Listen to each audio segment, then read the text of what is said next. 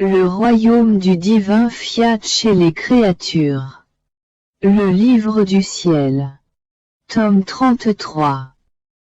Appel des créatures à revenir à la place, au rang et au but, pour lesquels elles ont été créées par Dieu. Mon céleste et souverain Jésus et ma grande Dame du ciel, venez à mon aide. Placez la petite ignorante que je suis au milieu de vos très saints cœurs.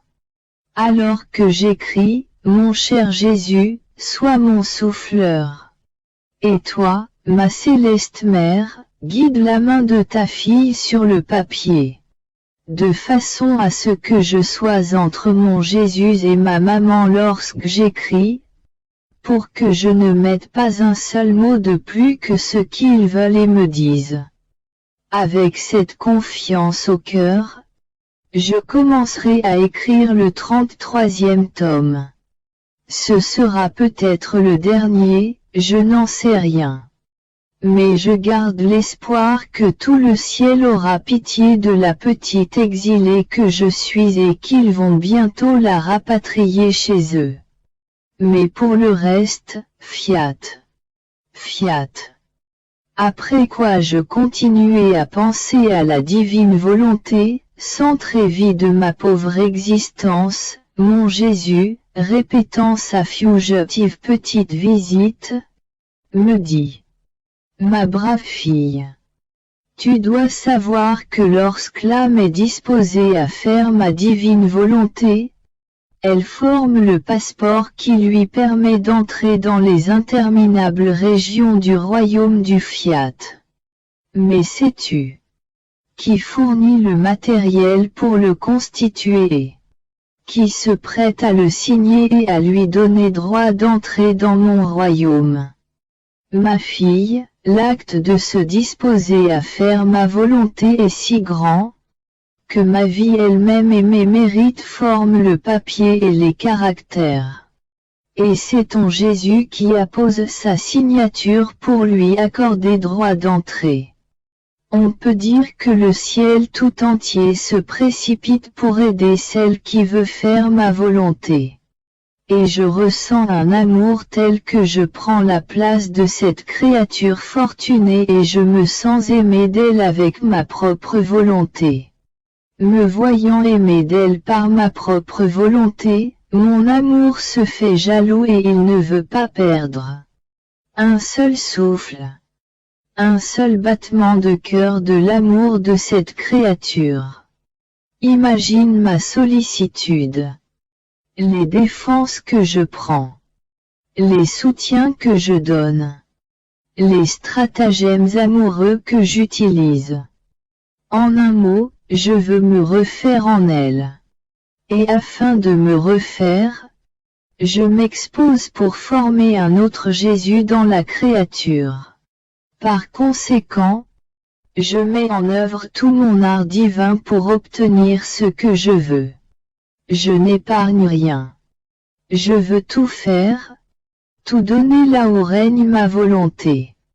Je ne peux rien lui refuser parce que je le refuserai à moi-même.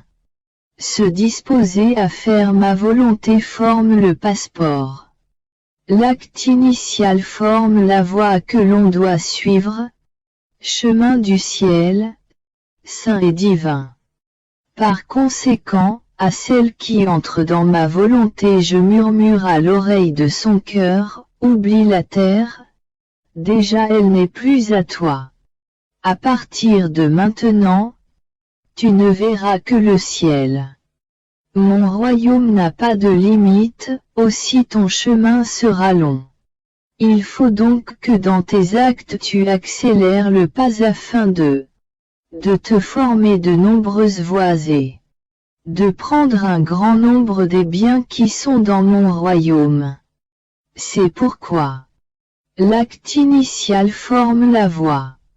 Son accomplissement forme l'escorte. Lorsque je vois que l'escorte est formée, j'agis comme un moteur afin d'accélérer sa marche. Oh!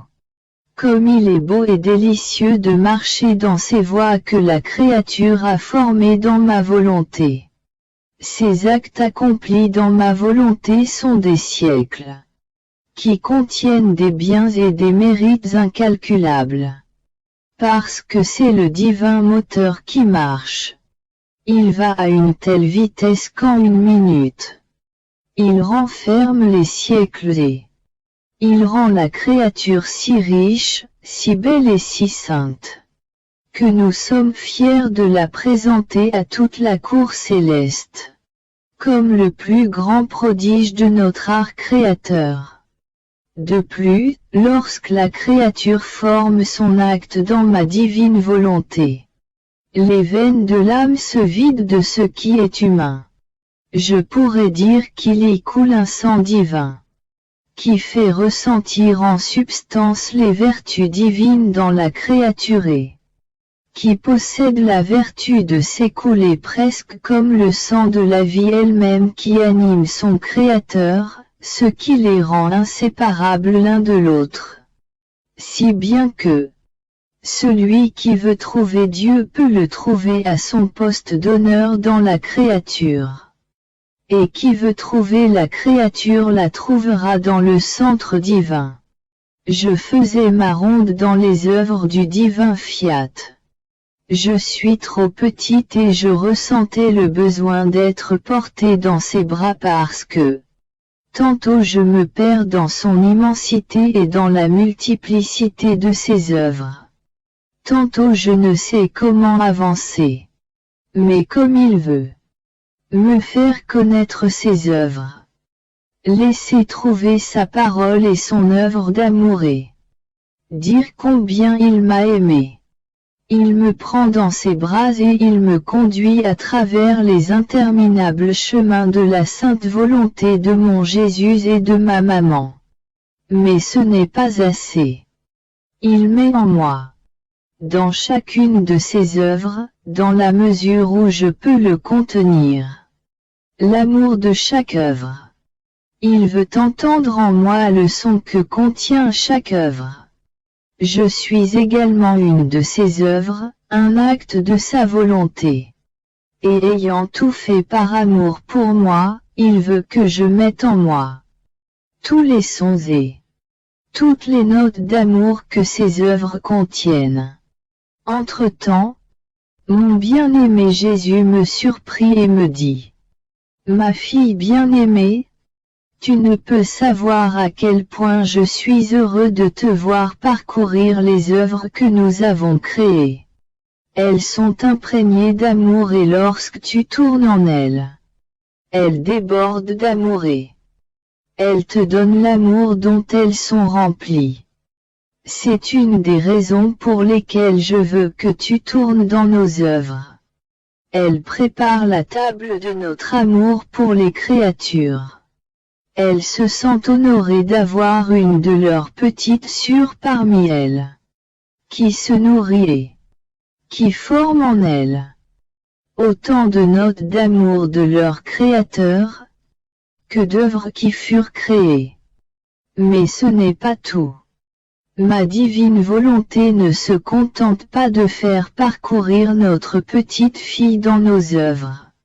Après lui avoir fait connaître tant d'œuvres de la création et l'avoir remplie d'amour à Erasbor, elle la porte dans ses bras jusque dans le sein de l'être suprême, qui la jette comme un petit galet dans les mers interminables de ses attributs. Et qu'est-ce que fait la petite fille de notre vouloir? Comme un petit galet jeté dans la mer, elle fait onduler toutes les eaux de la mer et agite ainsi la mer entière de notre être divin. Et en nageant en lui, elle s'inonde d'amour, de lumière, de sainteté, de sagesse, de bonté, etc. Et, oh, comme il est beau de la voir et de l'entendre dire alors qu'elle se sent submergée. Tout ton amour m'appartient et je le mets en acte. pour te prier de faire que le royaume de ta volonté vienne sur la terre. Ta sainteté, ta lumière, ta bonté, ta miséricorde sont à moi. Ce n'est plus ma petitesse qui te prie, mais ce sont tes mères de puissance et de bonté, qui te prient, qui te pressent, qui t'assaillent et veulent que ta volonté règne sur la terre, de sorte que l'on voit la petitesse de la créature agir en reine dans notre être divin, réunir notre immensité et notre puissance, et elle nous fait demander à nous-mêmes ce qu'elle veut et ce que nous voulons. Elle comprend bien qu'il n'y a pas d'autre bien que notre seule volonté. Et pour les obtenir, elle les fait demander par les infinités de nos divines qualités, comme si elles lui appartenaient. Ceci lui donne un charme et une beauté qui nous ravissent, qui nous rendent faiblés, qui nous font faire ce qu'elle veut et ce que nous voulons. Elle devient notre écho et ne sait rien nous dire ni nous demander, si ce n'est que notre volonté envahisse toutes choses et puisse former une seule volonté une avec toutes les créatures. Ainsi, lorsque la créature a compris ce que signifie la divine volonté et sans sa vie coulée en elle, elle ne ressent plus le besoin de quoi que ce soit d'autre. Parce qu'en possédant mon vouloir, elle possède tous les biens possibles et imaginables. Il ne lui reste plus que le désir ardent que ma volonté embrasse et se constitue la vie de toute chose. Et cela parce qu'elle voit que c'est ce que veut ma volonté, et sa petitesse le veut ainsi.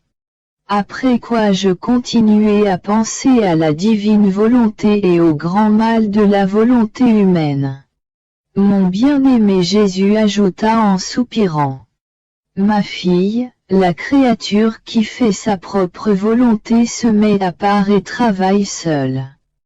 Il n'y a personne pour l'aider, personne pour lui donner force et lumière afin de faire le mieux possible ce qu'elle fait.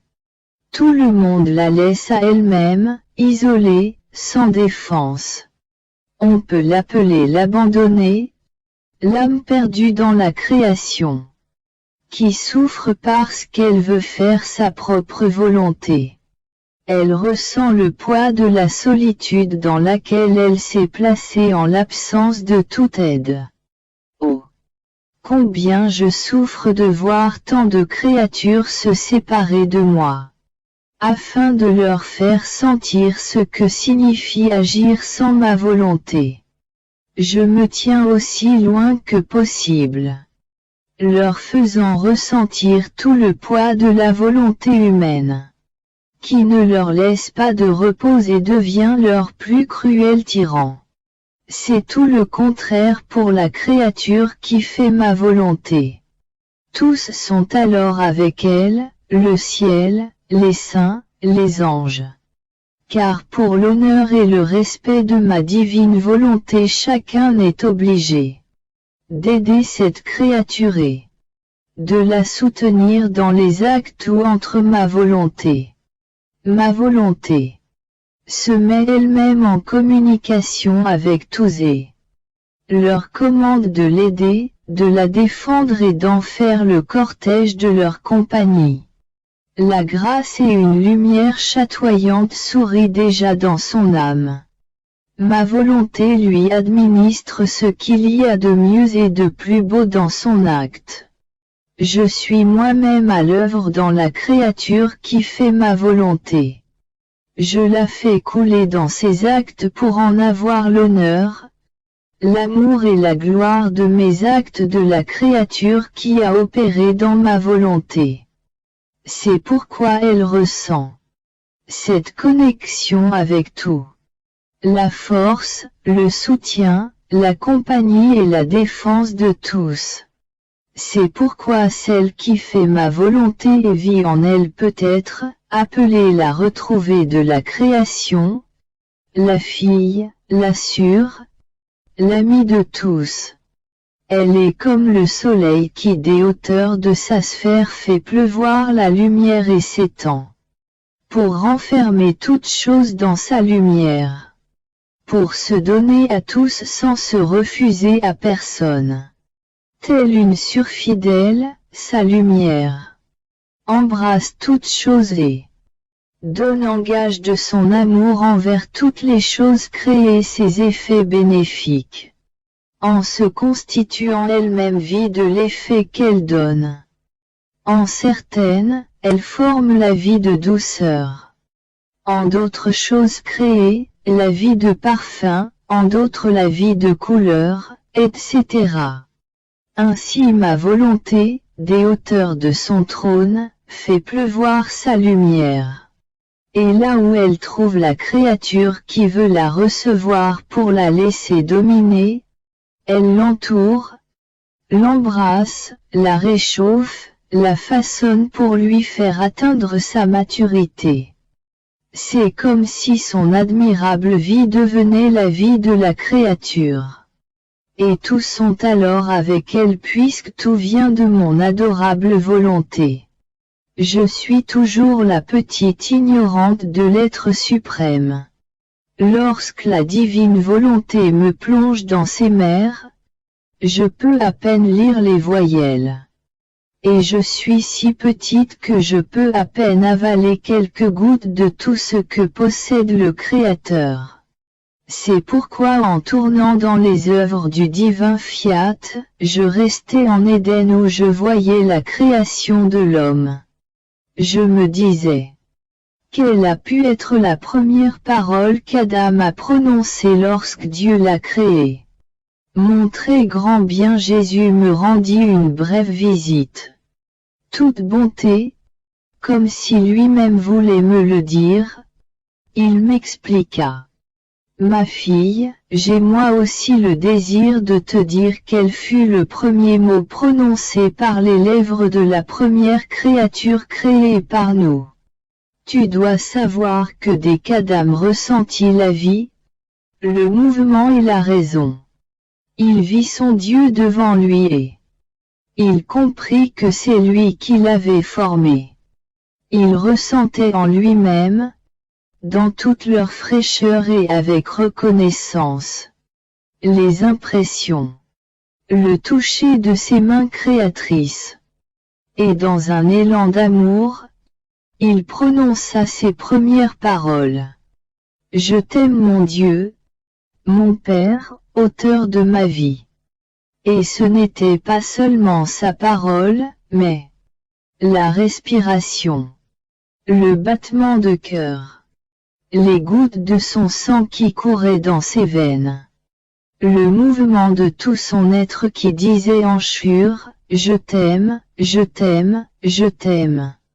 De sorte que la première leçon qu'il apprit de son Créateur, la première parole qu'il apprit à dire, la première pensée qui prit vie dans son esprit, le premier battement qui se forma dans son cœur, ce fut « Je t'aime, je t'aime ». Il se sentait aimé, et il aimait. Je pourrais dire que son « Je t'aime » n'avait pas de fin.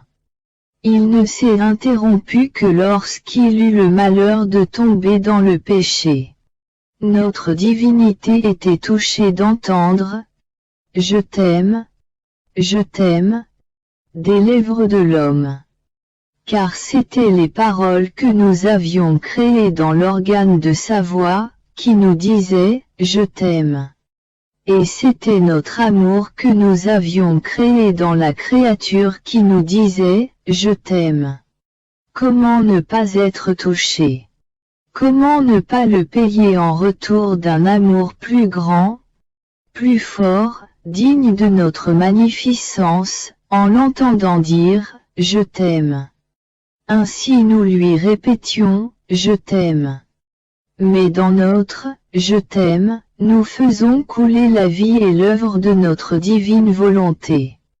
de sorte que nous placions dans l'homme, comme dans un de nos temples, notre volonté qui se trouvait ainsi enfermée dans le cercle humain tout en restant en nous, afin que l'homme puisse accomplir de grandes choses et notre volonté soit la pensée, la parole, le battement de cœur, le pas et l'œuvre de l'homme. Notre amour ne pouvait rien donner de plus saint, de plus beau, de plus puissant que notre volonté opérant dans l'homme, qui seul pouvait former la vie du Créateur dans la créature. Et, oh, combien il nous était agréable de voir notre volonté occuper son poste d'actrice, et la volonté humaine éblouie par sa lumière, jouir de son paradis et lui donner pleine liberté de faire ce qu'elle voulait, lui accordant la suprématie en toutes choses et poste d'honneur qui convient à un vouloir si saint. Tu vois par conséquent que le commencement de la vie d'Adam fut un acte rempli d'amour envers Dieu, de tout son être. Sublime leçon, ce commencement de l'amour qui devait courir dans toute l'œuvre de la créature. La première leçon qu'elle reçut de notre être suprême, dans l'échange de son « Je t'aime », a été. Il aimait répondre tendrement à son « Je t'aime ».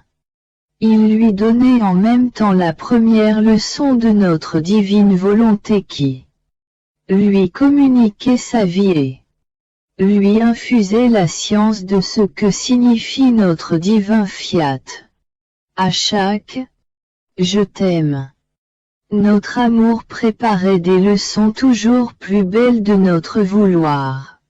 Il en était ravi et nous faisions nos délices de converser avec lui. Nous faisions couler sur lui des rivières d'amour et de joies éternelles. Ainsi la vie humaine devenait renfermée par nous dans l'amour et dans notre volonté.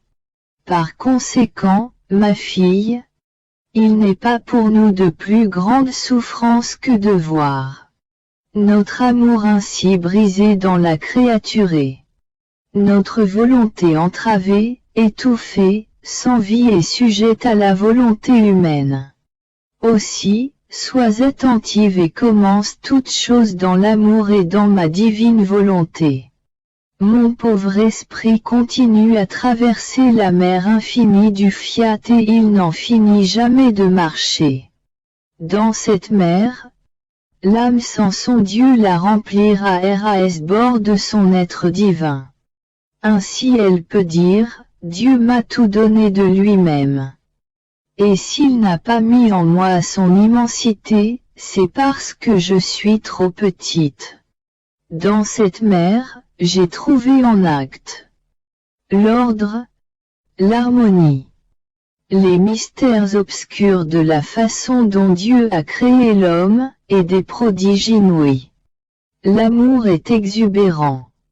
La maîtrise est insurpassable, et le mystère est si grand que l'homme lui-même, ni les sciences ne peuvent répéter avec clarté la formation de l'homme. C'est pourquoi je continuais à être surprise par la magnificence et les prérogatives que possède la nature humaine. Mon bien-aimé Jésus, me voyant si surprise, me dit: Ma bienheureuse fille, ton étonnement va cesser lorsqu'en regardant bien cette mer de ma volonté, tu verras où, qui, comment et quand chaque créature a été entièrement formée. Où? Dans le sein éternel de Dieu. Par qui? Par Dieu lui-même qui leur a donné l'origine. Comment?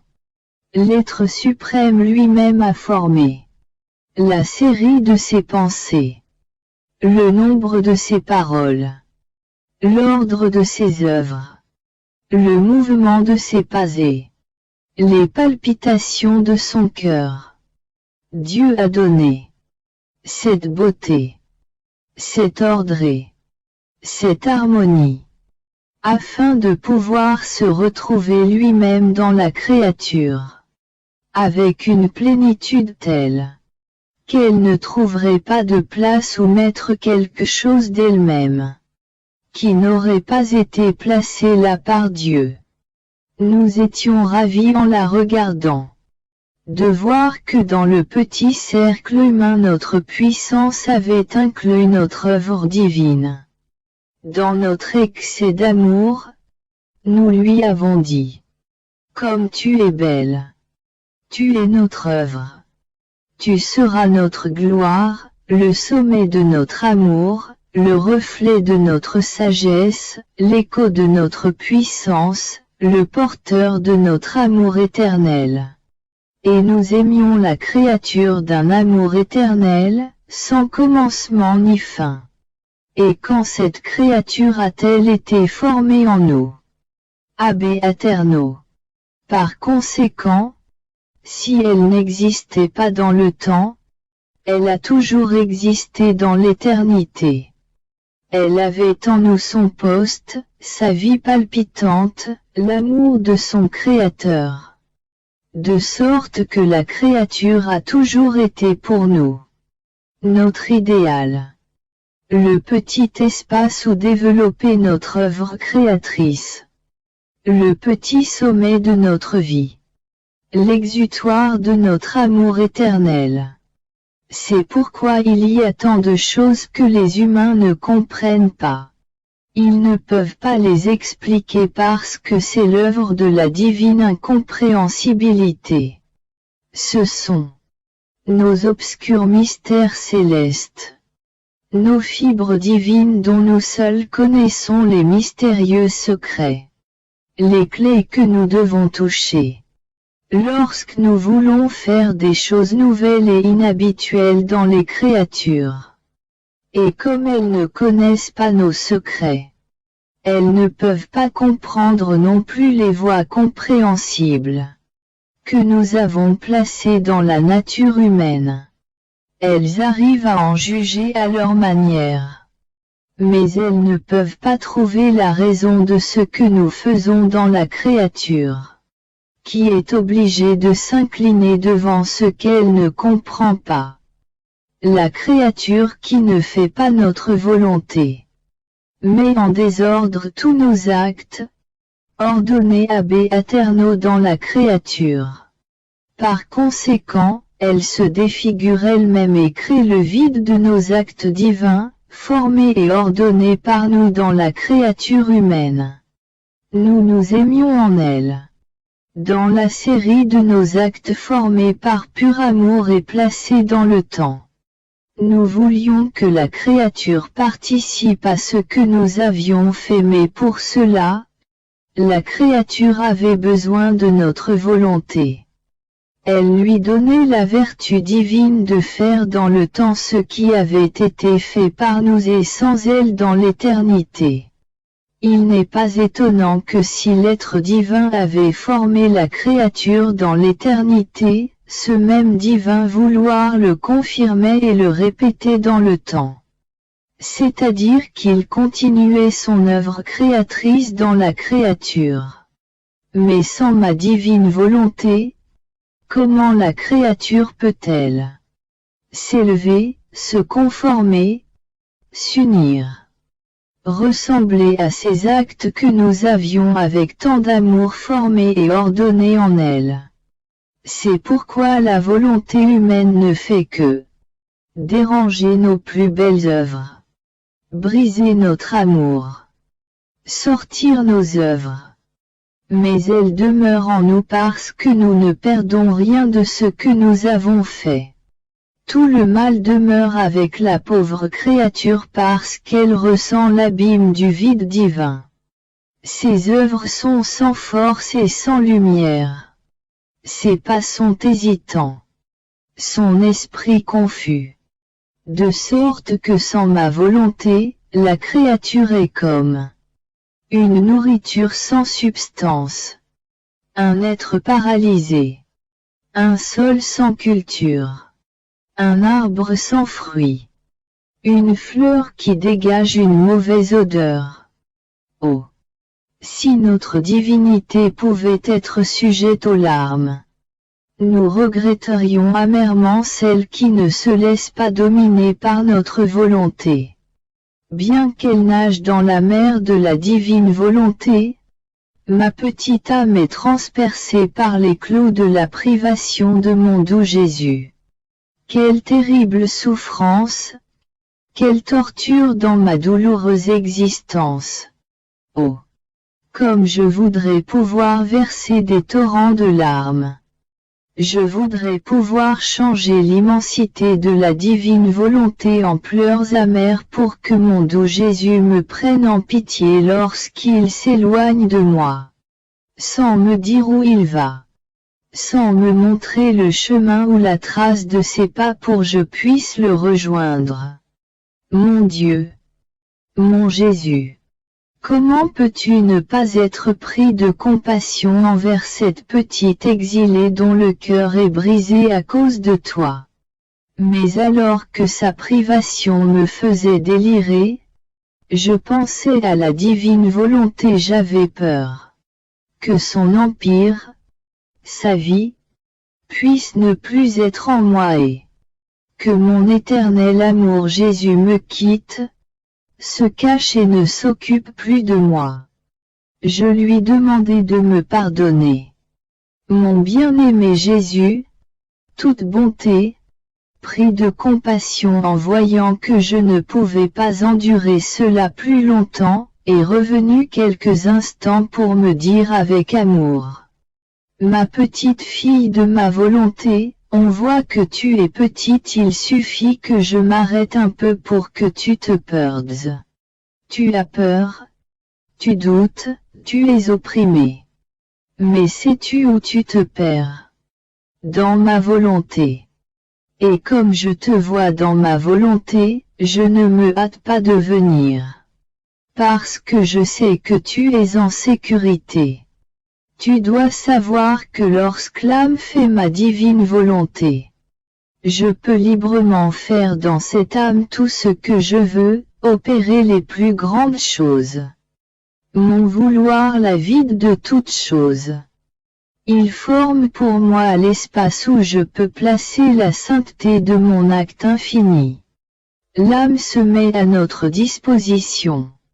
Notre volonté l'a préparée et rendue capable de recevoir la vertu opérante de notre être suprême. Au contraire, lorsque notre divine volonté n'est pas faite, nous devons nous adapter, nous restreindre. Au lieu d'être à notre manière habituelle une mer, nous devons donner nos grâces gorgée par gorgée. Alors que nous pouvons donner des rivières. Oh! Comme cela nous pèse de devoir travailler dans la créature qui n'a pas notre volonté. Elle nous rend incapables de nous faire connaître. Parce que l'intelligence humaine, sans notre volonté, est comme un ciel couvert de nuages qui obscurcit la raison et la rend aveugle devant la lumière de nos connaissances. Elle sera au milieu de la lumière, mais incapable de rien comprendre. Elle restera toujours illettrée devant la lumière de nos vérités. Si nous voulons lui donner notre sainteté, notre bonté et notre amour, nous devons les donner par petites doses, par fragments.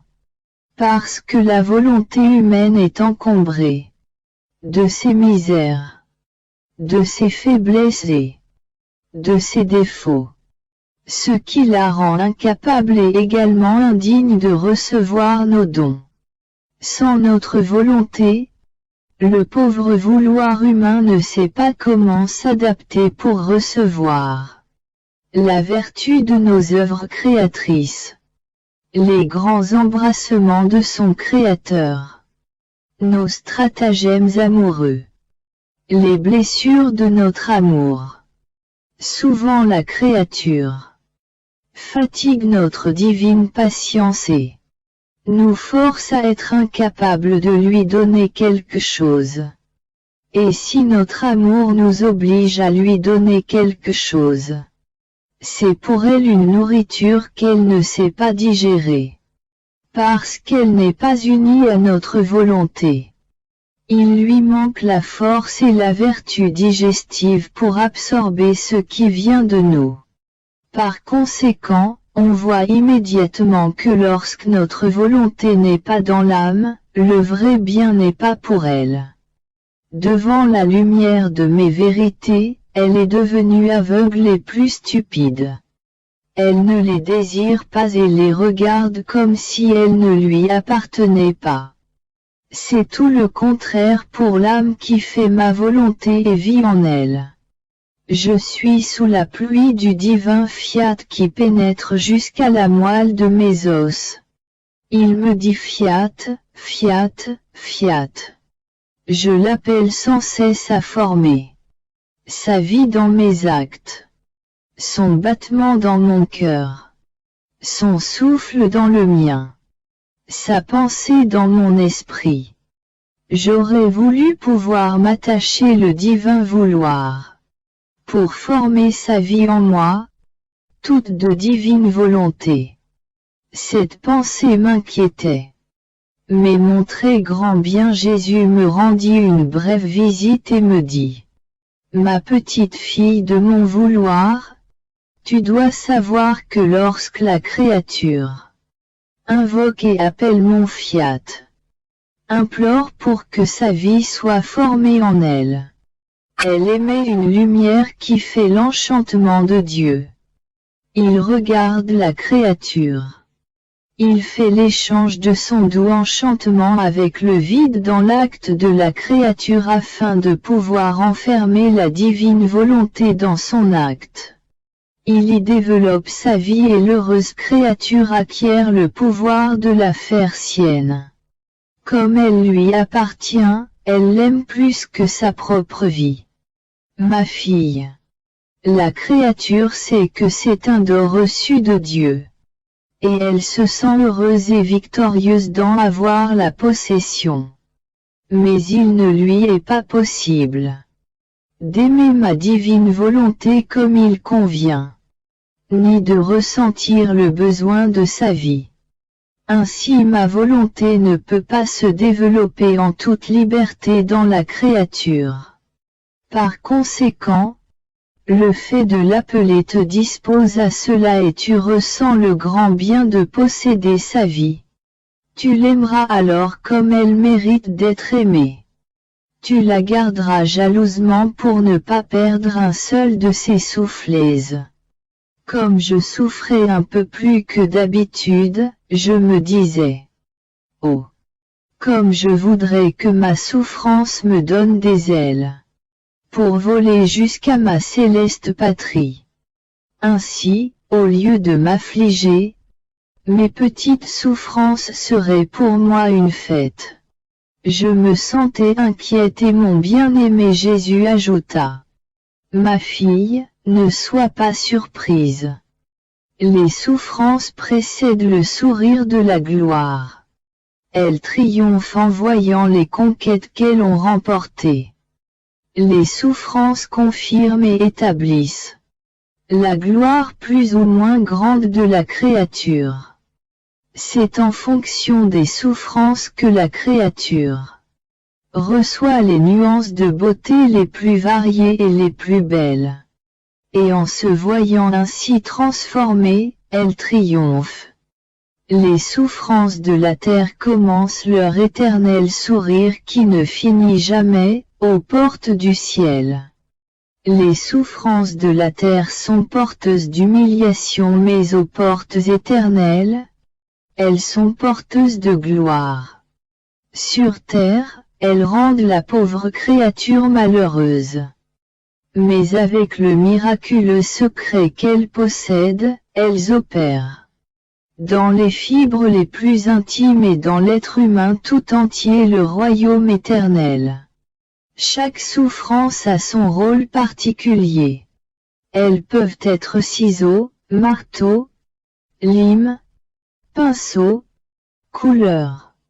Et lorsqu'elles ont fini leur travail, triomphantes, elles conduisent la créature au ciel et elles la quittent lorsqu'elles voient chaque souffrance échangée contre une joie distincte, un bonheur éternel. Pourvu cependant que la créature les reçoive avec amour et ressente avec chaque souffrance le baiser, l'embrassement et l'étreinte de ma divine volonté. C'est alors que les souffrances possèdent leur miraculeuse vertu. Autrement, c'est comme si elles n'avaient pas les outils appropriés pour accomplir leur œuvre. Mais veux-tu savoir qui est la souffrance? Je suis la souffrance. Et je me cache en elle afin de former les œuvres profondes de ma céleste patrie. Et je rends en échanger avec usure pour le bref séjour que les créatures m'ont accordé sur la terre. Je suis emprisonné dans la pauvre prison de la créature afin de continuer ma vie de souffrance sur la terre. Il est donc juste que ma vie reçoive ses joies, ses bonheurs, son échange de gloire dans la région céleste. Ainsi, cesse d'être surprise si ce sont tes souffrances qui sourient. Avant les victoires, avant les triomphes et les conquêtes, je faisais ma ronde dans le divin fiat. Mon pauvre esprit s'arrêtait à différents actes divins, afin d'y voir la beauté, la puissance, l'infini de la divine volonté créatrice. Il semble que toutes les suprêmes qualités étaient exposées dans toute la création, afin d'aimer les créatures, de se faire connaître, de s'unir à elles et de les emmener jusque dans le sein du Créateur d'où sont sorties toutes choses. Tous les actes de la divine volonté sont des aides puissantes, révélatrices et elles se font porteuses des âmes jusque dans la céleste patrie. Pour celles qui se laissent dominer par elles, je m'arrêtai au point où le divin fiat accomplit l'acte solennel de la création de l'homme.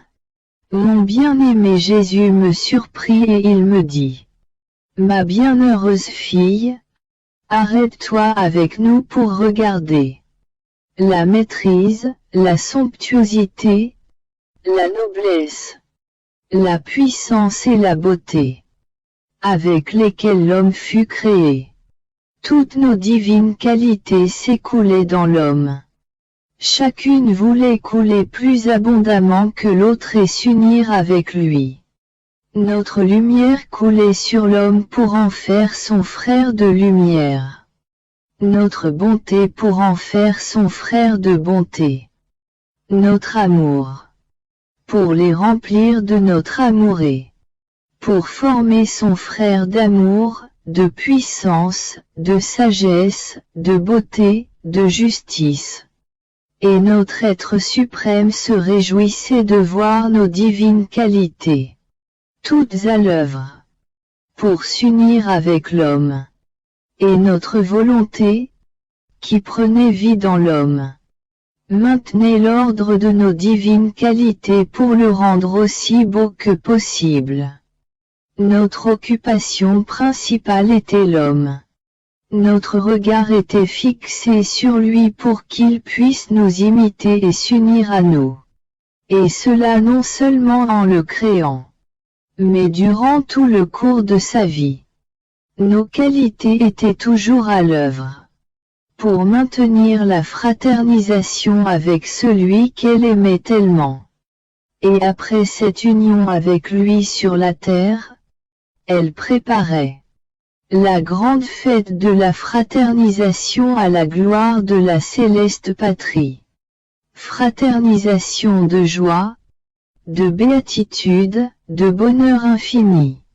J'aime l'homme parce qu'il a été créé par nous et qu'il est tout à nous.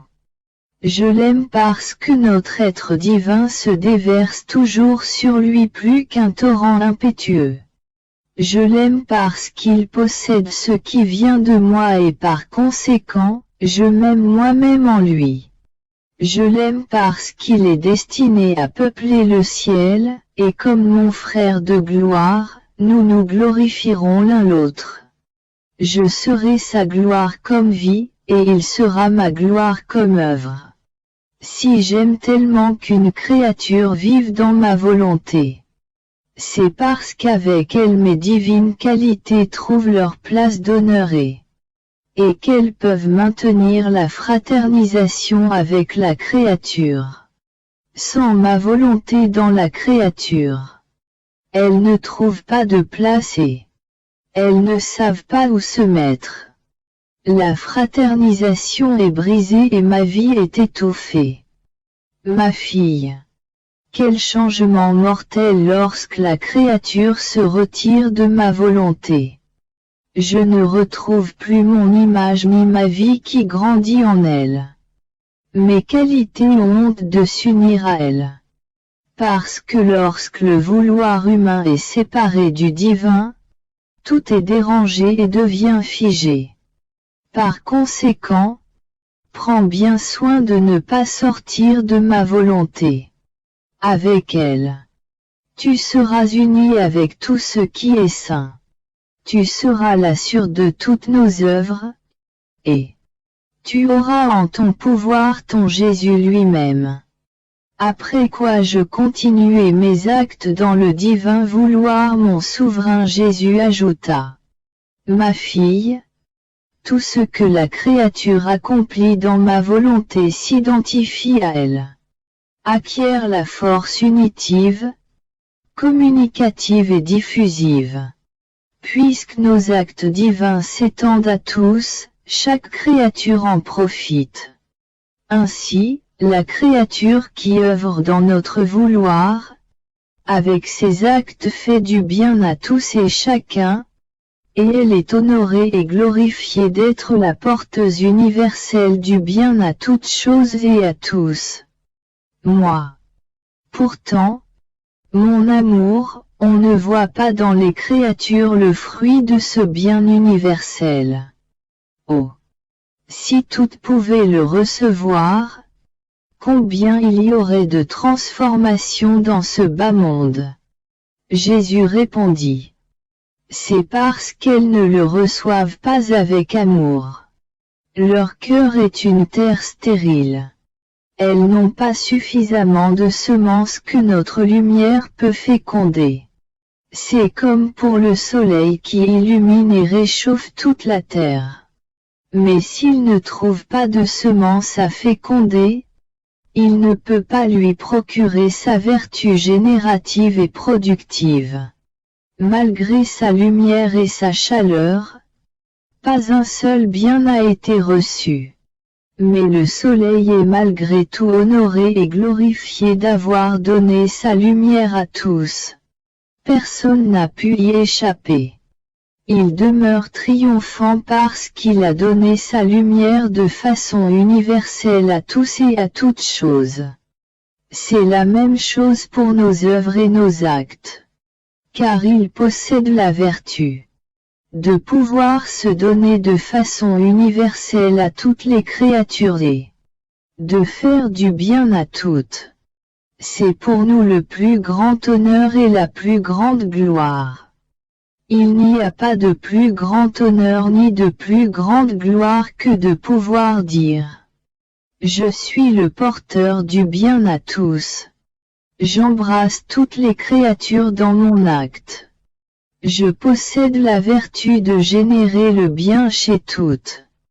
Mon idéal est la créature. Ainsi, je l'appelle dans ma volonté afin qu'avec moi elle s'étende à toutes les créatures. Pour qu'elle sache comment et avec quel amour œuvre ma volonté.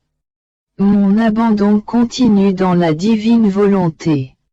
En voyant tout ce qui a été fait en elle, le petit atome de mon âme se tournait et se retournait pour lui donner également mon petit « je t'aime ». pour tout ce qu'elle avait fait dans l'éternité par amour pour toutes les créatures. Mon bien-aimé Jésus m'arrêta dans les vagues de l'interminable amour de la conception de ma céleste maman. Toute bonté, il me dit.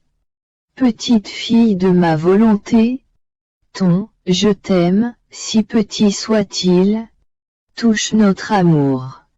Par les blessures qu'il nous fait, il nous donne l'occasion de manifester notre amour caché, de révéler nos secrets intimes, et à quel point nous avons aimé les créatures. Tu dois savoir que nous aimions toute l'humanité. Mais nous étions contraints de conserver caché dans notre être divin tout l'immense enthousiasme de notre amour. Parce que nous ne trouvions pas dans cette humanité la beauté qui ravissait notre amour, ni l'amour qui, en nous touchant, ferait sortir le nôtre pour inonder l'humanité, se faire connaître, l'aimer et se faire aimer. Les créatures étaient immergées dans la léthargie des fautes au point de nous les rendre horribles à voir. Mais notre amour brûlait. Nous les aimions et nous voulions que notre amour parvienne à toutes les créatures. Comment faire? Nous avons dû beaucoup manœuvrer pour y arriver et voici comment. Nous avons appelé à la vie la toute petite Vierge Marie. Nous l'avons créée. Toute pure, toute sainte, toute belle, tout amour. Sans la tache du péché originel. Notre propre divine volonté fut conçue avec elle. Ainsi, entre elle et nous, il y avait libre accès, union éternelle et inséparable divinité. La céleste reine nous ravissait par sa beauté. Son amour nous touchait et notre amour débordant s'est caché en elle. Notre amour pouvait se manifester en voyant sa beauté et son amour pour toutes les créatures. Et j'aimais toutes les créatures d'un amour caché dans cette céleste reine. Nous aimions toute l'humanité en elle. Et à travers sa beauté, elle ne nous semblait plus laide. Notre amour n'était plus restreint en nous. Mais il était diffusé dans le cœur d'une créature si sainte. En lui communiquant notre divine paternité, et en aimant en elle toutes les créatures. Elle a acquis la divine maternité. Ainsi elle pouvait aimer toutes les créatures comme ses enfants générés par son Père céleste. Elle sentait que nous aimions en elle toutes les créatures. Elle voyait que notre amour formait la nouvelle génération de l'humanité dans son cœur maternel. Peut-on imaginer un plus grand stratagème d'amour par notre paternelle bonté pour aimer les créatures, même celles qui nous offensaient, que celui de choisir dans cette même race une créature, la rendre aussi belle que possible pour que notre amour ne puisse plus trouver d'obstacle à aimer toutes les créatures en elle et pour la faire aimer par toute l'humanité. Toutes les créatures peuvent trouver dans cette céleste reine notre amour caché. D'autant plus qu'en possédant notre divine volonté, elle nous dominait pour nous faire aimer toutes les créatures. Et nous, par notre doux empire, nous la dominions pour qu'elle soit la mère la plus affectueuse de toutes. L'amour vrai ne sait pas ne pas aimer. Il utilise tous les arts, saisit toutes les occasions, les plus grandes comme les plus petites afin de pouvoir aimer. Notre amour est tantôt caché, tantôt révélé. Il est parfois direct et parfois indirect afin de faire connaître que nous aimons d'un amour incessant celle que nous avons sortie de la profondeur de notre amour. nous ne pouvions pas faire à toutes les générations un don plus grand que celui de cette inimitable créature. Comme mère de toute l'humanité et porteuse de notre amour caché en elle pour le donner à tous ses enfants. Après quoi je continuai à penser à la divine volonté.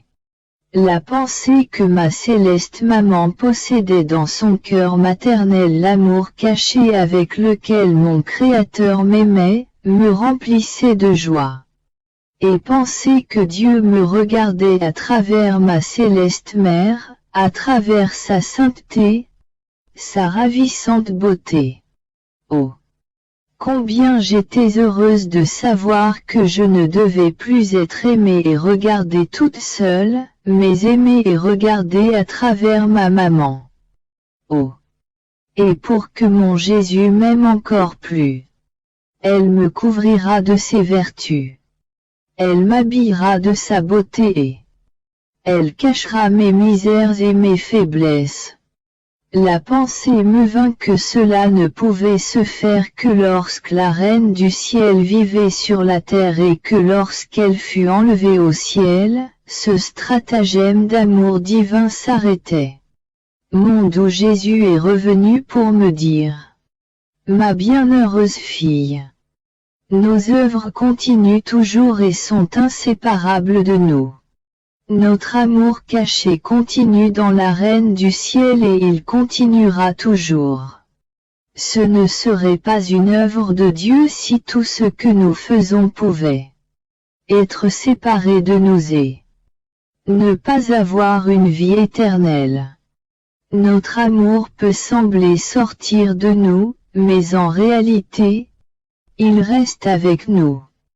Et l'amour qui coule sur les créatures est inséparable de nous et rend inséparable celle qui a reçu notre amour.